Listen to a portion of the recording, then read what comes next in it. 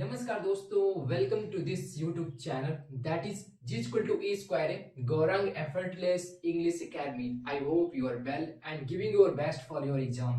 So friends, today we will try to understand rule number 4 of 120 golden rules of grammar, right? दोस्तों, हमने 3 rules अब तक cover कर लिए हैं और आज देखेंगे चौथा रूल. Okay, alright.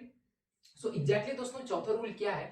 ये कंडीशनल सेंटेंस के बारे में. ओके, उम्मीद करता हूँ कि ये आपको कंडीशनल सेंटेंस के बारे में थोड़ा छोटा मोटा कुछ आइडिया होगा. दोस्तों, कंडीशनल सेंटेंस होता क्या है?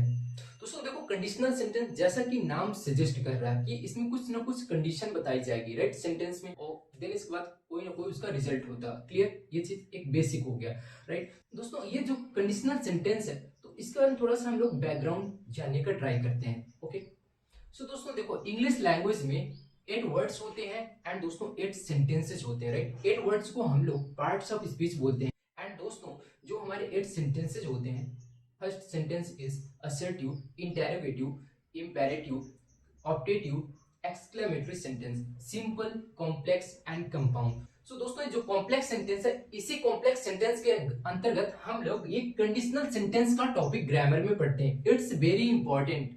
एक कॉम्पिटिटिव एग्जाम में, स्पेशली एसएससी एग्जाम या बैंकिंग एग्जाम में दोस्तों ये कंडीशनल सेंटेंस से कॉमन एरर के फॉर्म में क्वेश्चन पूछ लेता है, राइट.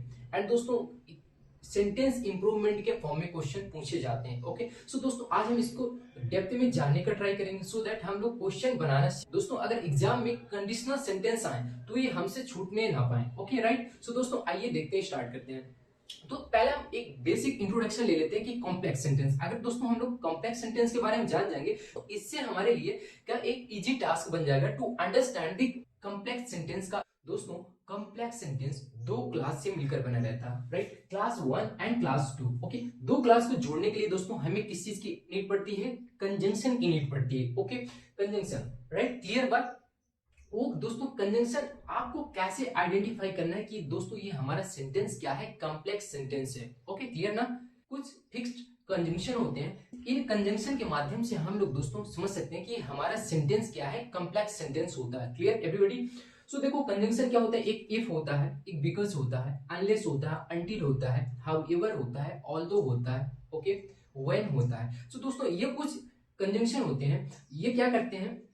2 क्लास को जोड़ते हैं. ठीक है, तो दोस्तों कॉम्प्लेक्स सेंटेंस में क्या होगा? एक कंडीशन बताता है, दूसरा उसका क्या रहता है? परिणाम बताता है. इट मींस कि जो आपका क्लास फर्स्ट है ये मेन क्लास रहेगा, जो दूसरा क्लास रहेगा कंजंक्शन के साथ वाला जो कंडीशन दिखाता है ये क्या रहता है? डिपेंडेंट क्लास रहता है. क्लियर? मतलब ये डिपेंडेंट क्लास मेन क्लास पर आश्रित रहता है.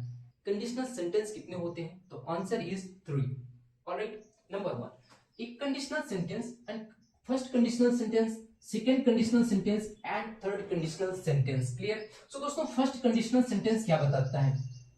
जो दोस्तों जो हमारा फर्स्ट कंडीशनल सेंटेंस होगा वो हमें क्या बताएगा? Condition possible to fulfil. Okay, condition possible to fulfil. इसका मतलब क्या है कि आप कुछ ऐसी कंडीशन जो मतलब उसको फुलफिल किया जा सकता है. Clear?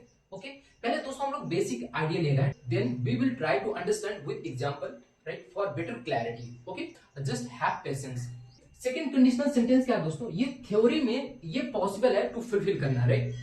Okay, but practical not possible. Correct ना? एंड दोस्तों जो आपका थर्ड कंडीशनल सेंटेंस है वो दोस्तों not possible to fulfil, not neither theory nor practical. Clear? कि एग्जाम में हमको कैसे कॉमन एरर के क्वेश्चन को अप्रोच करना है, कैसे सेंटेंस इंप्रूवमेंट के क्वेश्चन को अप्रोच करना है. तो दोस्तों इसकी क्या मेनली क्या स्ट्रक्चर हमें पता होनी चाहिए, राइट. अगर स्ट्रक्चर दोस्तों हमें पता है देन हम लोग चीजों को, क्वेश्चन को इजी तरीके से बना सकते हैं, अदरवाइज हम लोग नहीं बना पाएंगे. Clear everybody? राइट. सो दोस्तों देखो हम लोग इफ वाला क्लास ले लेते हैं. दोस्तों देखो कंजंक्शन तो दोस्तों मैंने बताया कि बहुत सारे कंजंक्शन होते हैं, ठीक है, कॉम्प्लेक्स सेंटेंस में. ठीक है, बट दोस्तों जो आपका कंडीशनल सेंटेंस है इसमें दोस्तों इफ ये फिक्स्ड आपका कंजंक्शन है. Clear everybody?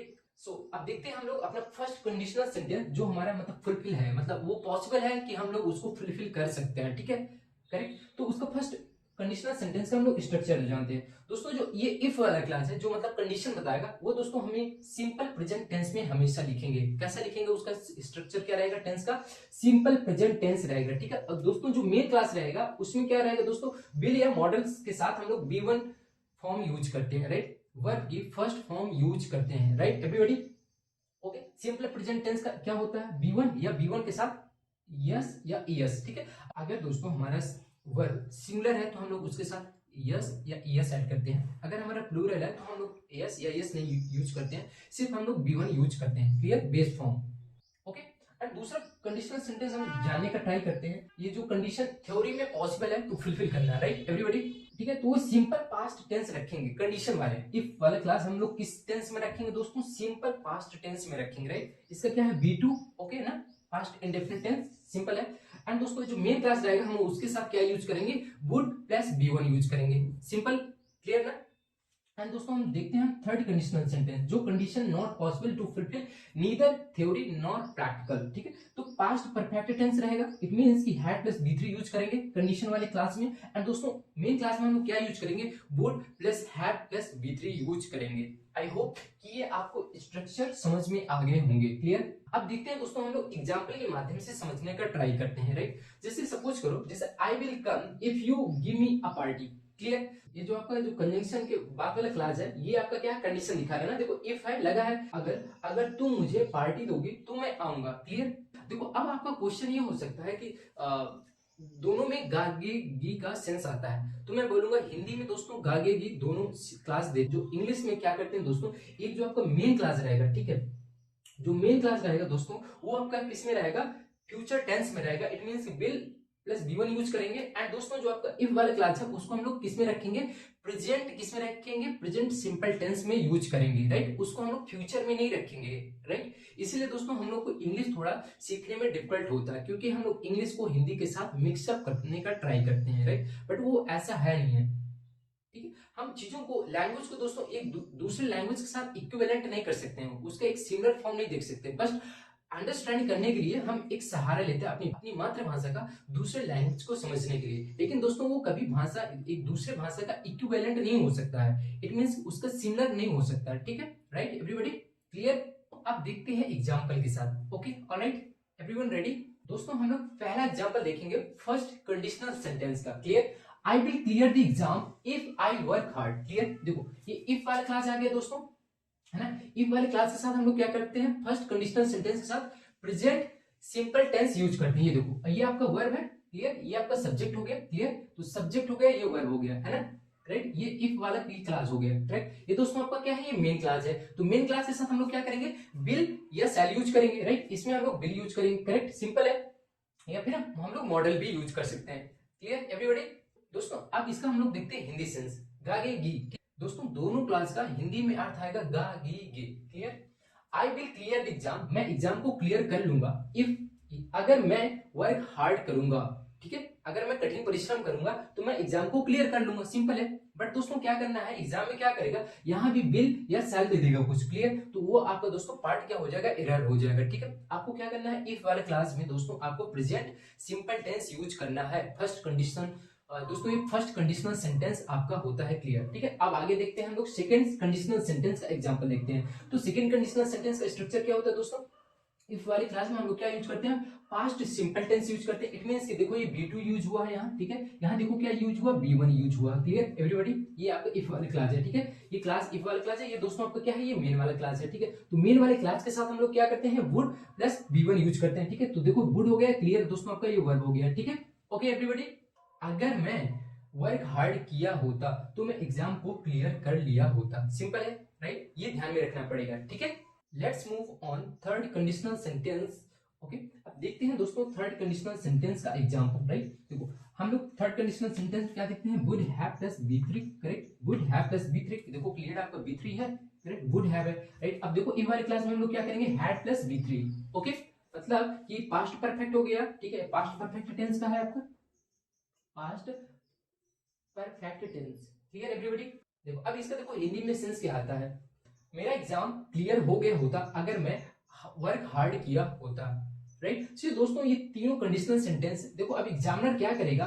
इधर कुछ ना कुछ वो करेगा, ठीक है। यहाँ कभी बीन ऐड कर देगा, ठीक है, या तो फिर यहाँ सिर्फ ऐड कर देगा, यहाँ वर्क कर देगा, ठीक है। तो आपको दोस्तों वर्क ध्यान रखना है, ठीक है। वर्क का कंसेप्ट आपको क्लियर होना चाहिए दोस्तों। आपका common error and sentence improvement के क्वेश्चन बन जाएंगे, ठीक है, राइट। यहाँ कुछ ना कुछ वो इसी में वर्ब में दोस्तों कुछ ना कुछ वो क्या करता है, मिस्टेक करता है, ठीक है। वो आपसे पूछेगा कि इसमें क्या इंप्रूवमेंट होगा, इस पार्ट में क्या एरर होगा। सिंपल आपको क्या ध्यान देना है, एक बार फिर से मैं क्विक रिवीजन करवा देता हूँ। फर्स्ट कंडीशनल सेंटेंस में आपका जो मेन क्लास रहेगा वो विल वाला रहेगा, यानी फ्यूचर टेंस रहेगा।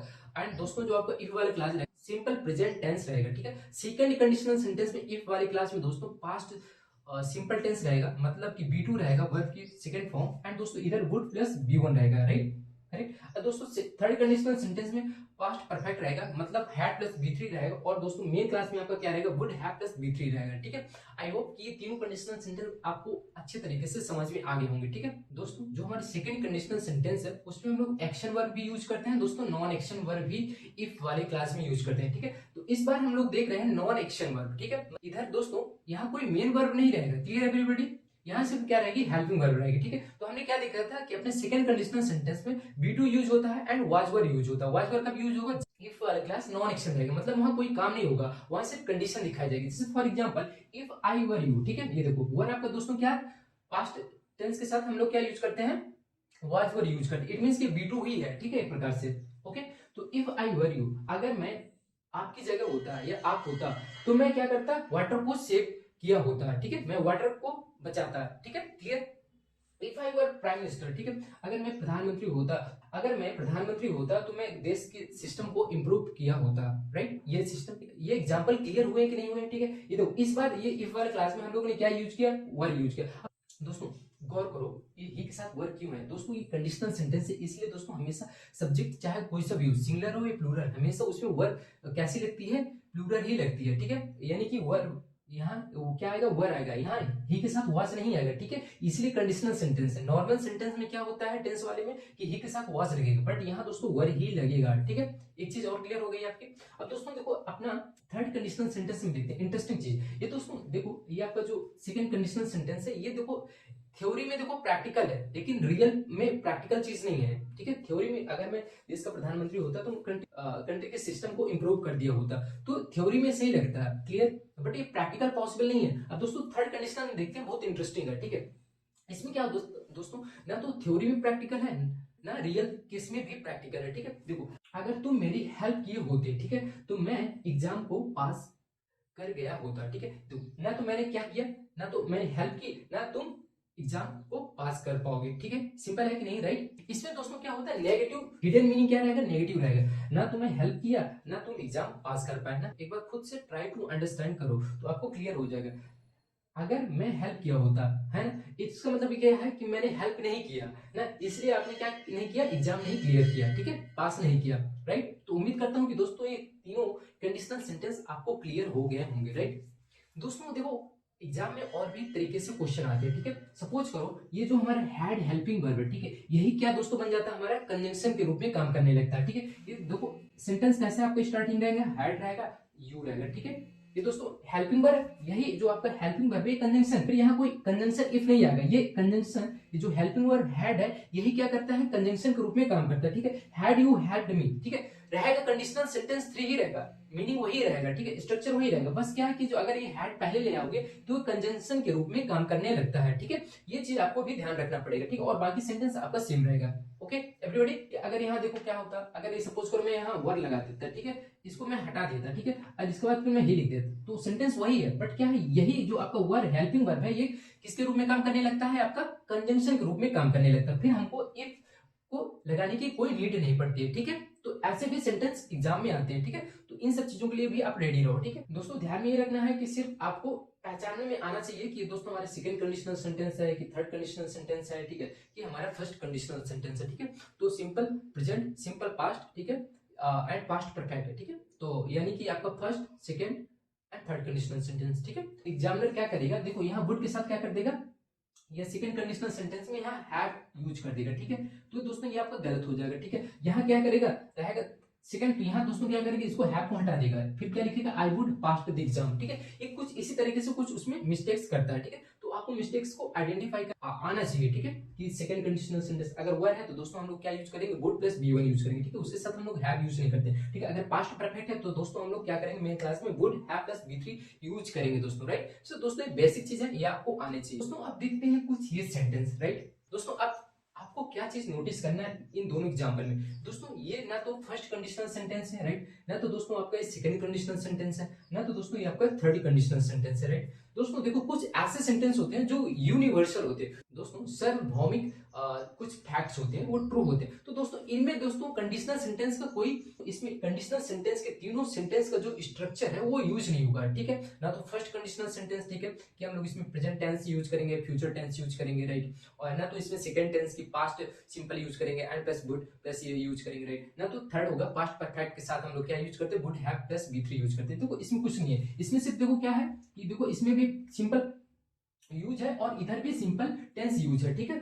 इन दोनों में क्या यूज है, दोनों क्लास में simple present tense, simple present tense, simple present tense and simple present tense, right. Universal truth है, राइट। देखो हिंदी में अर्थ आएगा दागे देगा, ठीक है। अगर तुम फायर यानी आग को टच करोगे तो ये आपको क्या कर देगी, जला देगी, ठीक है, यानी कि फायर जला देगी, ठीक है। अगर वाटर 100 डिग्री सेल्सियस में पहुंचता है तो ये क्या हो जाता है, बॉयल हो जाता है, ठीक है। क्लियर ना एवरीबॉडी। तो ये मतलब ये आपके ये तीनों कंडीशनल सेंटेंस इसमें यूज नहीं होंगे, ओके। तो उम्मीद करता हूं कि दोस्तों आपको एक कंडीशनल सेंटेंस के बारे में एक क्लियर पिक्चर और आइडिया आपके माइंड में फिट हो गया होगा। So thank you everybody. मिलते हैं दोस्तों नेक्स्ट रूल नंबर 5 में और देखेंगे इसी तरीके से interesting way. See you in the next video. Thank you everybody.